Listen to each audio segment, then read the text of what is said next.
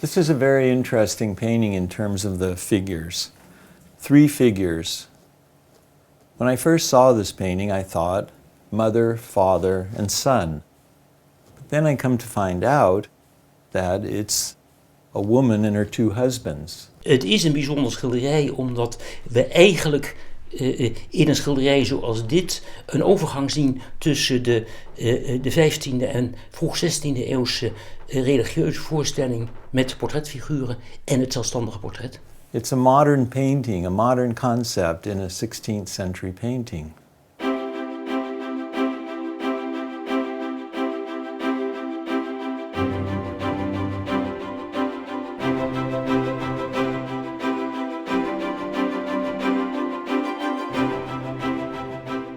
We hebben hier een portret van Elizabeth van Culemborg met haar beide echtgenoten. Haar eerste man Jan van Luxemburg, die al in 1509 overleed. Haar tweede man Antonius de Lalin, met wie ze binnen een jaar na de dood van haar eerste man getrouwd is. Waaraan zie je dat eigenlijk, dat dit mensen van adel zijn die hier zijn afgebeeld? Het allereenvoudigste, nog even afgezien van rijkdom van de kleding, is dat de beide heren de keten hebben van het Gulden Vlies. Dus hoorde tot de hoogste adel in het land. Well, this painting's in a very good state for its age. It shows a lot of wear, though, on the surface. Primarily in the lighter areas that have been cleaned more than the dark areas. But there's no serious damage that we can see at the moment. After having made a general examination of the painting, the first thing to do before cleaning is to open a small window to do a cleaning test. First, we'll take the varnish off and the overpaints where possible. Sometimes we have overpaint that we can't really take off if it's too old, too hard, if taking it off endangers any original material below. But for the most part, so far, it seems that the overpaint comes off. Here in the background, you can see already many damages that will be exposed. There are small chip losses. Where the holes or the losses are big enough, we fill them. After filling them with a chalk material, we retouch them. We'll retouch all the losses possible without overdoing the whole process. Retouching can be complicated with certain colors, and mixing and matching a color can be either easy or difficult depending on the color. But for the most part, we just visually match the color. We're using completely synthetic paints that we either make ourselves or manufactured to the way we would make the paint, and we are using paints that will come off and on easily. When the artist was preparing to paint this painting, he had a white ground. So the whole painting was basically white, the whole panel. And on that surface, he drew basically his design. So you see lines such as this, or here to outline the lips, where he was drawing in the figures, drawing in the background. Here you can see the lines of the landscape, where he drew in a rough sketch how the landscape would be positioned behind the figure. Of het nu voor haar dood of na haar dood geschilderd is niet duidelijk uit te maken. Ik kan mij ook voorstellen dat wat dat betreft het ook logischer is dat als het nog tijdens haar leven geschilderd is, zij haar beide echtgenoten mee laat afbeelden. Maar we moeten ook gewoon eerlijk zeggen, er zijn al die andere factoren die het even goed mogelijk maken dat ook haar portret postuum is. Een van de belangrijke factoren is dat je voor na haar dood eigenlijk meteen een functie voor het schilderij, namelijk hier in het Weeshuis, je zou kunnen bedenken. Terwijl daarvoor het de vraag is, voor welke plek, waarvoor is het geschilderd? Ik hoop eigenlijk dat het onderzoek naar de ondertekeningen toch nog eens iets duidelijker naar een datering kan gaan wijzen. Het is prachtig, want je ziet zelden een zo volledige ondertekening. Ja, overal zit een ondertekening. We vinden die IR-techniek daarom ook zo spannend, omdat je puur het handschrift van de kunstenaar ziet. Terwijl juist bij het afwerken van schilderijen kunstenaars vaak heel conventioneel te werk gaan, is een kunstenaar juist in het maken van die ondertekening, die eigenlijk alleen voor hemzelf bestemd is om zijn schilderij te maken. En kun je dus op een gegeven moment, en we hopen dat dat hier ook nog aanknopingspunten geeft voor verder onderzoek, kun je met die ondertekening veel meer de persoonlijke stijl, de persoonlijke manier van tekenen van een kunstenaar ontdekken. En als ik praat over persoonlijke stijl, dan is zo'n berg een prachtig voorbeeld. Het is eigenlijk heel eenvoudig gedaan, maar je ziet ook weer hoe bij het tekenen nog weer even wat kleine correcties en dingen aangebracht worden. En hoe schetsmatig dat gebeurd is.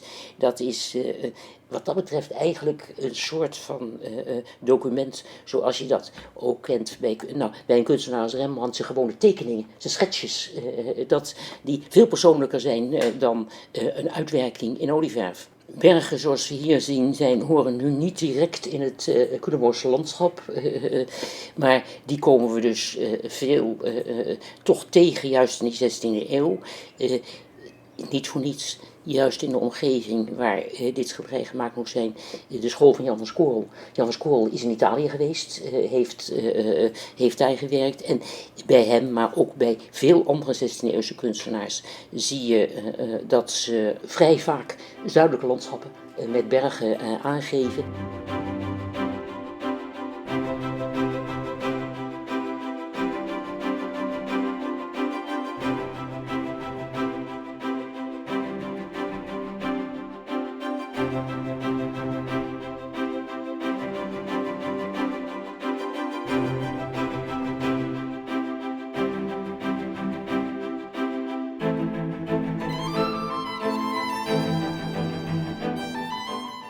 Het is een interessant schilderij. Overigens, als je het nu zo ontdaan van alle mogelijke dingen ziet, dan zullen een heleboel mensen ervan schrikken en zeggen, wat is daarmee aan de hand met zo'n schilderij? Maar dat soort fases heb je bij schilderijen die in het verleden nogal beschadigd zijn geraakt, heb je wel vaker tijdens een restauratie.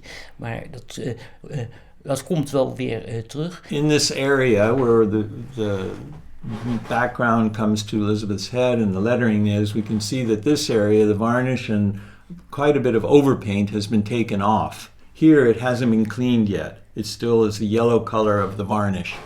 Here we can see all the little damages and scrapings and problems that have occurred to the painting over time. Problems that have been dealt with in different ways by overpainting, by consolidating, by filling. This joint particularly had quite a massive amount of wax, and I've scraped it off. It's a wax to even out and smooth out the dip in the painting here or up here where the panels are not quite flat. So someone has put a lot of wax here. Underneath is original paint. It's much better to expose the original paint, do a small retouching, and have a little deformation rather than have a big wax overpaint. Cleaning the gold of the sleeve has revealed a good surprise for us, but a mystery. Here we see some script. Is it a signature or a date?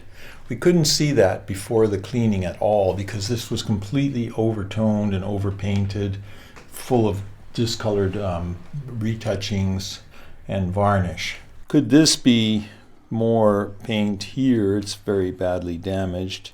Could there have been something longer written from here to here than this? And yeah. Well, it's intriguing and it's frustrating at the same time. You're quite right. It was rather unusual to sign.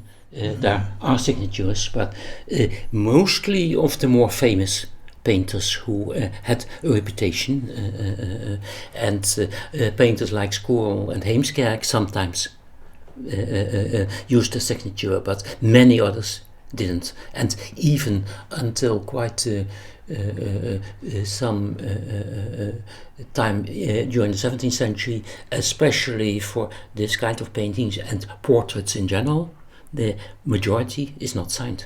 Well, I was trying to think if it had something, if this little squarish kind of design here had something to do with the signatures of Jan Scorel.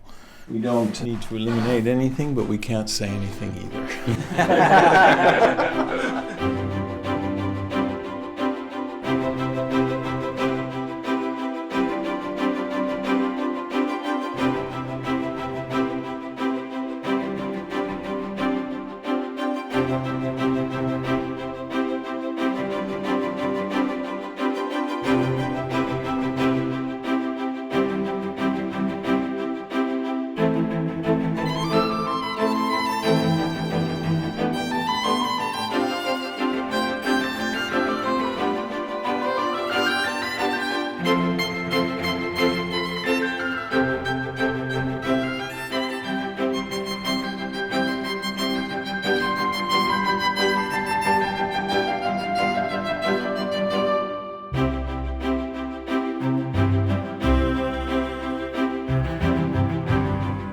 In dit werk is het parket nog goed dat het kan bewegen, maar heel veel oude schilderijen is ook zo'n parket aangebracht waar het dan helemaal vast is gaan zitten, waardoor het juist het schilderij krom gaat trekken. En het is waarschijnlijk in de 19e eeuw aangebracht. Dat werd toen in ieder geval later bij heel veel panelen gedaan om het meer stevigheid te bieden. En de latten die er zeg maar onder zitten, die kunnen schuiven door de verticale latten.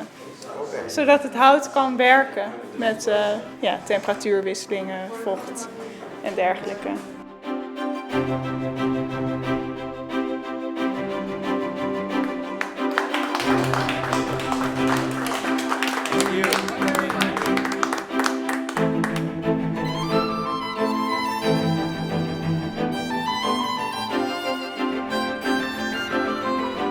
I love the color contrast between the white, the red, and the gold in the sleeves of the ermine, and I find that very beautiful. The contrast of color that was used and the way it's used. Een heel bijzonder schilderij, omdat er mogelijk zowel overleden personen als nog een levende persoon op staan. Elizabeth heeft mogelijk opdracht gegeven en bij leven. Dus dan zou het schilderij voor 1555 gemaakt zijn. En dat is toch tamelijk uniek, in ieder geval in die periode, in de portretkunst. Dus dat is, ik ben heel blij dat wij zo'n schilderij hier in dit toch kleine maar prachtige museum hebben.